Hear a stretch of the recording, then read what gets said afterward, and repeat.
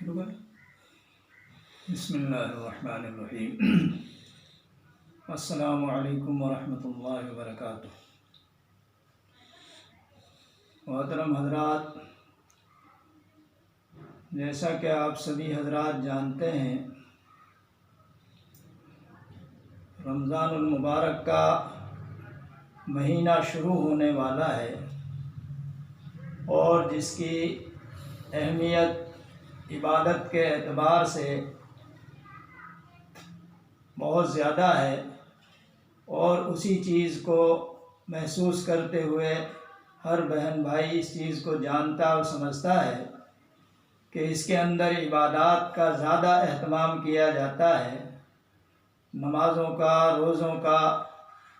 اور دوسری عبادات کا۔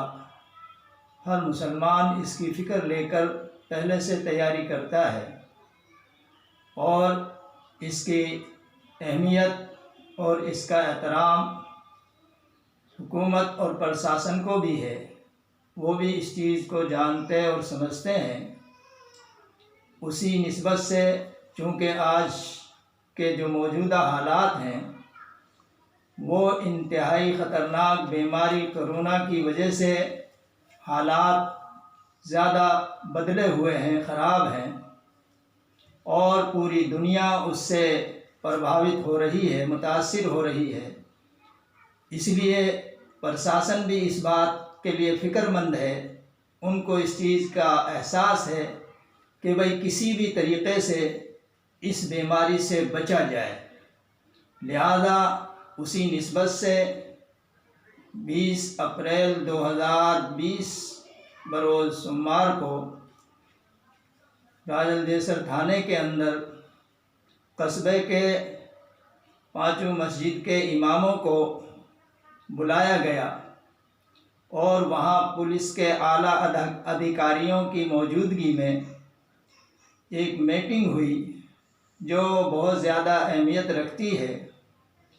اس پر لاک ڈاؤن کے حساب سے جو قاعدے قانون ہیں ان کے متعلق تفصیل سے جو ہے سمجھایا گیا، جس میں پولیس کے اعلیٰ ادھیکاری موجود تھے، اور بہت ہی خوشگوار ماحول میں، بہت ہی اچھے انداز میں ہمارے ان افسران نے ہمیں وہ چیز سمجھائی اور بتلائی، جس میں نہ صرف یہ کہ عام آدمیوں کا فائدہ ہے بلکہ ان کا بھی فائدہ ہے جو اپنی ذمہ داریاں نبھا رہے ہیں اور ان مشکل حالات میں اپنا فرائض انجام دے رہے ہیں۔ تو ایک افسرانہ انداز میں نہیں بلکہ ایک بھائی چارے کے انداز میں بڑے پیار سے، بڑے اخلاق سے انہوں نے یہ چیز ہم سب کو سمجھائی، جس میں راجل دیسر کی 5 مسجدوں کے امام بھی موجود تھے۔ تو اس موقع پر خاص طور سے جو اہم چیز بتلائی گئی وہ لاک ڈاؤن کے حساب سے بتلائی گئی کہ اس کا مطلب کیا ہے، اس کا مقصد کیا ہے۔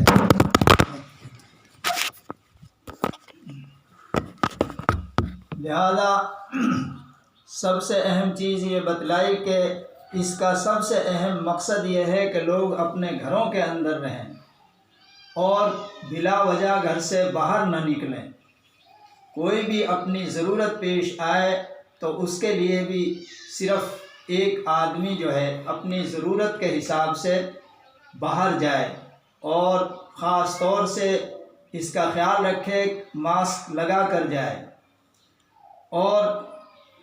کسی بھی طریقے سے لوگوں سے ملنا جلنا نہ کرے، اور خاص طور سے اس چیز کا خیال رکھا جائے۔ اور عبادت کے اعتبار سے بھی مساجد کے اندر بھی 4 آدمیوں سے زیادہ جمع نہ ہوں، اور وہ مسجد کے اندر ہی رہیں اور وہیں عبادت کریں۔ باقی لوگ اپنے گھروں میں رہ کر کے اپنی عبادات کا اہتمام کریں، نماز، روزہ، تراویح اس کا اپنے گھر میں رہ کر ہی اسے ادا کریں، اس کے لیے باہر نکلنے کی کوشش نہ کریں۔ اور گھروں میں بھی زیادہ لوگ جمع نہ ہوں، اور اس چیز کا خاص طور سے خیال رکھیں کہ گھروں میں بھی دوری بنا کر کے کھڑے ہوں، زیادہ قربت نہ ہو، زیادہ قریب نہ ہو، کم سے کم 1 میٹر کا فاصلہ رکھیں۔ یہ نہیں کہ گھروں میں بیٹھے تو وہاں اکٹھے ہو کر کے بیٹھ گئے، وہاں بھی دوری کو بنائے رکھنا ہے۔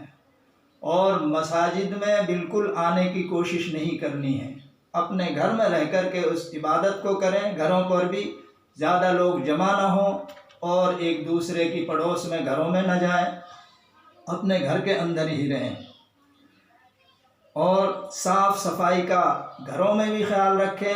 اور مسجدوں میں بھی اس کا خیال رکھیں۔ صاف صفائی بہت ضروری ہے، بار بار جو ہے ہر طریقے سے یہ چیز بتلائی جا رہی ہے، موبائلوں کے ذریعے سے بھی، اخبارات کے ذریعے سے بھی، اور پرشاسن کی طرف سے بھی یہ چیز بار بار بتلائی جا رہی ہے، کہا جا رہا ہے کہ بھئی ان چیزوں کا استعمال کریں، صابن سے ہاتھ دھوئیں، اور جو ہے دوسری جو چیزیں ضروری ہیں جن سے اس چیز سے بچا جا سکتا ہے ان کا استعمال کریں۔ اور کپڑوں کا بھی بازار وغیرہ جائیں تب بھی ان کپڑوں کو آ کر کے بدلیں اور صاف صفائی کا خاص طور سے خیال رکھیں، اور ہر طریقے سے ایک دوسرے کا خیال بھی رکھیں، غریبوں کا اور محتاجوں کا، جو بیچارے پریشان حال ہیں، مزدور ہیں، ان کا بھی پڑوس میں بھی خیال رکھیں، اور دوسروں دور دراز میں بھی خیال رکھیں کہ کوئی پریشان حال ہے تو اس کی مدد کریں ہر طریقے سے، تاکہ وہ بھی بیچارے اپنی ضروریات پوری کر سکیں۔ اور تراویح جو ہے ایک سنت ہے، اس کے لیے علیحدہ اس کو ادا کیا جا سکتا ہے، لہذا جب فرض نماز جو ہے اس کو بھی علیحدہ پڑھ رہے ہیں تو تراویح بھی الگ پڑھ سکتے ہیں۔ اس کے لیے کوئی ضروری نہیں اکٹھے ہو کر کے پڑھیں، جمع ہو کر کے پڑھیں، اپنی اپنی پڑھ سکتے ہیں، مرد بھی پڑھ سکتے ہیں، عورتیں بھی پڑھ سکتی ہیں، سب کے لیے اسی طریقے سے سنت چیز ہے، اس کو اس طریقے سے ادا کریں۔ کسی طریقے کا کوئی ایسا کام نہ کریں جس سے قانون کی خلاف ورزی ہو۔ قانون کی پابندی کرنا یہ شریعت کا بھی حکم ہے اور ہمارا اخلاقی اور انسانی فریضہ بھی ہے، لہذا ہم پورے طور سے پرشاسن کے ساتھ کوآپریٹ کریں، چاہے پولیس پرشاسن ہو یا ڈاکٹروں کا عملہ ہو یا دوسرے جو انسانی خدمت کرنے والے لوگ ہیں، ان سب کے ساتھ اچھے اخلاق کے ساتھ، پیار محبت کے ساتھ پیش آئیں۔ کوئی ایسی حرکت نہ کریں جس سے اپنے کو تکلیف ہو، ان کو تکلیف ہو، لہذا ہمیں ان تمام چیزوں کا خیال رکھنا ہے۔ دوسرے یہ افطار کے متعلق بھی بتلایا گیا کہ بھئی عام طور سے ہوتا یہ ہے کہ افطار روزہ جو کھولا جاتا ہے وہ اکٹھے ہو کر لوگ کھولتے ہیں، تو اس وقت چونکہ موجودہ حالات میں یہ تقاضا ہے کہ اس کا اہتمام نہ کیا جائے، بلکہ علیحدہ بیٹھ کر کے روزہ افطار کریں۔ چونکہ ہمیشہ تو ہوتا آیا ہے کہ سیاسی لوگ بھی، حکومت کی طرف سے بھی، بڑے بڑے لوگ بھی افطار پارٹیاں کرتے ہیں، لیکن موجودہ حالات میں ساری چیزیں جو ہے وہ ملتوی کر دی گئی ہیں، سب کو ٹال دیا گیا ہے، تو لہذا ہمیں بھی اپنی ذمہ داری سمجھ کر، اپنا فریضہ سمجھ کر کے اس چیز کا خاص طور سے خیال رکھنا ہے۔ تو یہ چند باتیں جو بتلائی گئی ہیں ان پر ہمیں سختی کے ساتھ عمل کرنا ہے۔ جو لوگ قانون کی خلاف ورزی کریں گے پھر پرشاسن مجبور ہوتا ہے کہ وہ بھی اس کے خلاف کارروائی کریں، جس سے خود کو تکلیف ہوتی ہے، دوسروں کو بھی پریشانی ہوتی ہے۔ تو ایسی چیزوں سے مکمل طور سے ہمیں پرہیز کرنا ہے، بچنا ہے، اور جو ہے یہ تمام باتیں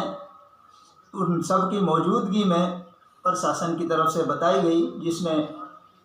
جو ہے پولیس ادھیکاری بھی موجود تھے، نائب تحصیلدار بھی موجود تھے اور ائمہ حضرات بھی وہاں موجود تھے۔ ان سب کی موجودگی میں یہ باتیں بتلائی گئی۔ باقی کسی بھی طریقے کی کوئی غلط افواہیں پھیلیں یا کوئی غلط بیانی سے کام لے تو اس کا خیال نہ کرے، اس پر دھیان نہ دیں، بلکہ جو بات معتبر ہے اور جو بات صحیح ہے اسی بات پر عمل کیا جائے۔ اور عام طور سے سارے حضرات کو ان چیزوں کے بارے میں پتہ ہے کہ بھئی روزانہ یہ چیزیں بتلائی جا رہی ہیں، لہذا ہمیں اس پر عمل کرنا چاہیے۔ یہ صرف ہمارے فائدے کے لیے ہیں، ورنہ پولیس والے بھی بیچارے رات دن گلیوں میں گھوم رہے ہیں، کتنے سخت مشکل حالات میں وہ اپنی ڈیوٹی انجام دے رہے ہیں کہ یہ عام آدمی کے فائدے کے لیے ہی کر رہے ہیں، کسی اپنے فائدے کے لیے نہیں۔ ان کو بھی تو نقصان ہو سکتا ہے، وہ بھی انسان ہیں، ہم بھی انسان ہیں، تو ہمیں ان کا احترام کرنا چاہیے تو وہ بھی ہمارا احترام کریں گے۔ کل ہم نے دیکھا، مجھے بڑی خوشی ہوئی کہ تمام افسران نے بڑے اخلاق سے، بڑی محبت سے، بہت ہی اچھے انداز میں بات کی اور بہت اچھے انداز میں سمجھایا، جس کی وجہ سے وہ تمام حضرات قابل مبارکباد ہیں، اور ہم ان کی ہمت اور حوصلے کی بھی داد دیتے ہیں کہ وہ بیچارے اتنی قربانیاں عام آدمیوں کے لیے دے رہے ہیں اور اپنی جان کو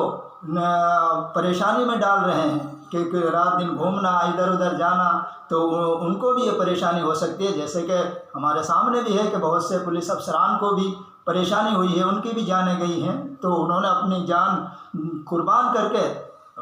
ملک کے لیے، ملک کے عوام کے لیے کتنی بڑی قربانی دی ہے، کتنی بڑی جو ہے ہمت کا کام کیا ہے، تو ہمیں ان کا ساتھ دینا چاہیے ہر طریقے سے، کسی طرح کی کوئی خلاف ورزی نہ کریں۔ دوسری چیز یہ ہے، آخر میں یہ چیز بھی آپ کو بتلا دوں کہ انشاءاللہ 25 اپریل کو رمضان شروع ہو جائے گا، تو لہذا 24 اپریل کی شام میں تراویح شروع ہو جائے گی، لہذا صبح سحری کا وقت جو ہے 4:35 پر ختم ہو رہا ہے۔ ہمارے نقشے کے مطابق جو ایک دائمی نقشہ ہے